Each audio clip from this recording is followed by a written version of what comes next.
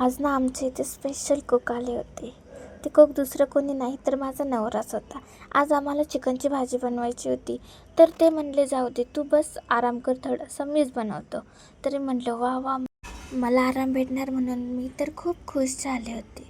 आणि त्यांना भाजी बनवायला दिली म्हणून ते पण खुश झाले होते.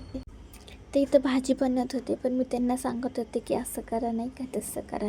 त्यांना येते पण तरी पण मी सांगत असते कधी कधी, कारण की ना ते कधी कधी ना मीठ जास्त टाकतात, कधी कधी तेल जास्त टाकतात, कधी कधी थोडीशी चूक होती.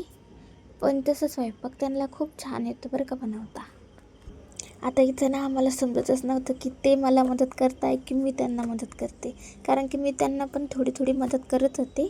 आणि इथं ना माऊ संग मी खेळत होते. नंतरून माऊला म्हणत होते की बॉल दे इकडं, फेकायला लावत होते, ती फेकत होती.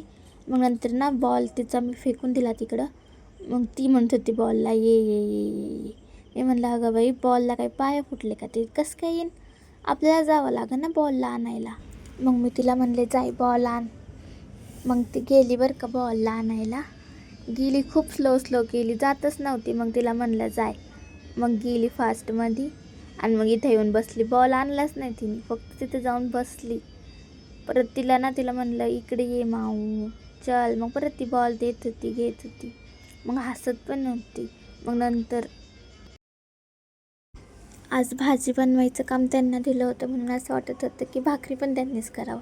पण काय करावं, त्यांना भाकरीच करता येत नाही. त्याच्यामुळे ते बोलले मी नाही करत, तूच कर. परत वेळ लागन. मी बोलले जाऊ दे, मग मीच करते भाकरी. मग माझं काम काही चुकणार आहे का, मग मला करावंच लागलं. पण दोघांनी एकत्र काम केलं ना ते लवकर होतं, हे खरं आहे बरं का. कारण की ना दोघं आम्ही मिळून जर का काम करायला लागले ना तर काम लवकर होतं.